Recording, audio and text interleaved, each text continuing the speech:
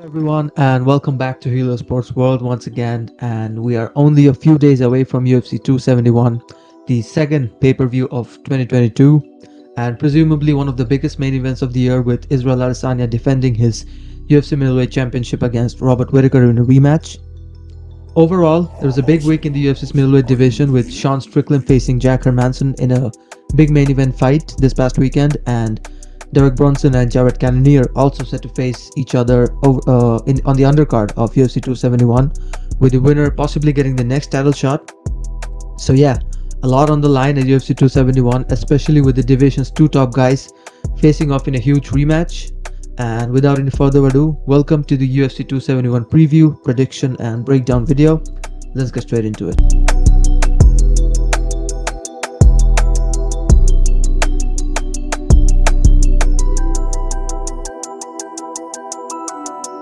Alright, so before we dive into everything else, let's just quickly recap both Izzy and Whittaker's respective timelines since their first meeting.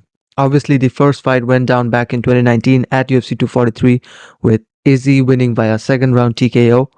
The following year, he started off with that first title defense against Yoel Romero at UFC 248 in March, followed by another big fight against Paulo Costa in September at UFC 253.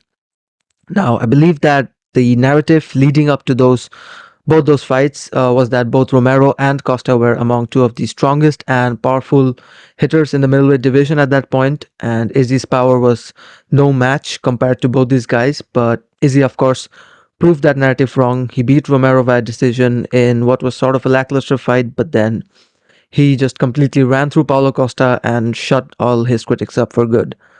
So yeah, last year, of course, Izzy moved up to light heavyweight and fought then champion Jan Blachowicz, lost to him at UFC 259, then came back down to middleweight, successfully defending his title once again against Marvin Vettori in a rematch at UFC 263. Now, going back to that Yoel Romero fight for a minute, we all saw what happened. What happens when Izzy's opponents usually tend to fight on a rather defensive manner than pressuring forward.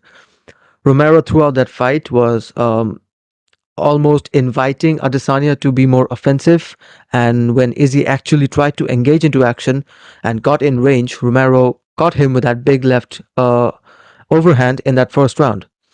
Adesanya was very cautious throughout that fight, of course, because he knew that there was always a danger of him being stung by Romero's insane power. Now, if you compare that fight to Robert Whittaker's performance against Izzy in that first fight, of course, it's pretty common knowledge by now that Rob tried to engage in a striking battle with arguably one of the most best and cleanest strikers in the UFC right now, and as a result of it, he got punished for it. Now, I'm not saying that Whittaker should have done something similar to what Romero did, but what I believe he should stick to is maintaining that space between him and Izzy. Rob definitely cannot afford to get over aggressive or over excited and try to close the distance with Adesanya, because that way it's almost a guarantee that he will get caught by Izzy, either by one of his high kicks or a short left or right hook, much like it happened in that first fight. Whittaker was constantly getting himself engaged into those striking exchanges, and Adesanya's quickness is what turned out to be the big factor. I mean, Izzy was almost effortlessly ducking under those high kicks from Rob and got out of range eventually, found that little opening he needed, and caught Whittaker with that left hook. Now, if somehow Whittaker manages to get Izzy close the distance, he could find success in the striking department, but it's of course a big if. But of course, we all know that Whittaker's strongest aspect heading into this fight is going to be his wrestling and his skills on the mat. Okay, so the next aspect that might be a big factor in this fight is, of course, like I said, Robert Whittaker's wrestling and his skills on the mat. Now, recapping Whittaker's timeline since that first fight against Izzy, of course, he has fought thrice since that loss in 2019. He started 2020 with a big win over Darren Till in July, followed by another decision win over Jared Cannonier at UFC 254, and his third successive victory being against Kelvin Gastelum in April 2021. Now, starting with that Darren Till fight, of course, I think Whittaker started off that fight in almost a similar fashion to what he did in the fight before, which was the loss against Adesanya. I mean, Till is, of course, another great striker, and he's great while standing up, as we know. But Rob made that same mistake of trying to take the fight to Darren in regards to that striking department in the first round. And he almost paid the price for it when he got caught with that left elbow early on. And now the only bit of proper wrestling and takedown attempts from Whittaker that we saw in that Darren Till fight was in that second round, I believe, when Rob took down Till and got some offense while laying on top of him. And in the latter rounds, Rob pretty much decided to stand up for the entirety of that fight. Now, if this is an approach, this is an approach I feel that Whittaker needs to avoid at any cost, and instead, it's like he said that he needs to take the approach of Jan Blachowicz instead from UFC 259. But then again, there was this big difference in weight and power between Izzy and Jan at light heavyweight, so Blachowicz was quite confident and convenient that his wrestling would get him through against Izzy, which is pretty much what happened in that fight. Now, the tougher part for Rob here, I think, will be to take down Izzy. Adesanya's takedown defense is, of course, brilliant. We saw that Marvin Vittori somewhat struggled. Um, Not somewhat, like Marvin Vittori struggled big time against Izzy in that rematch at UFC 263. And I'm not really sure how much success Whittaker is going to have in terms of taking Izzy down in this fight as well. But yeah, it's like I said, the two big aspects that could get Whittaker the victory here is trying to let Izzy be the more offensive one and have him close that distance, or simply by taking this fight to the mat and using the Jan Blachowicz way to win this fight. Robert Whittaker, once again, I think is a great striker. We saw it in his last fight against Kelvin Gastelum, where Gastelum struggled to keep up with the majority of kickboxing from Whittaker. I'm obviously not going to take anything away from Rob in terms of that striking department, but you cannot just simply stand and strike with someone as clinical as Israel Adesanya. And of course, Robert Whittaker knows that. He paid the price for it when he tried to do that at UFC 243.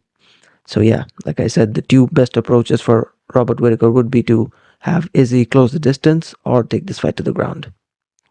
As for an overall prediction, I just think that Israel Adesanya is going to get the job done. And at this moment, though, I'm still quite confused what the finish of this fight would look like. If it's going to be a KO, a TKO, or a decision. But if I was to follow my gut feeling, I'd go with another potential TKO win for Izzy and him retaining the title once again. Now, I believe there are a lot of storylines heading into this fight, and Whittaker being Whittaker, I just don't think that he ever wanted to engage in any sort of trash talking with Izzy heading into this fight, of course. But then again, he did admit that he got emotional during that first fight with Izzy, and then you have Adesanya make statements saying that he is going to beat Rob worse than he did the first time.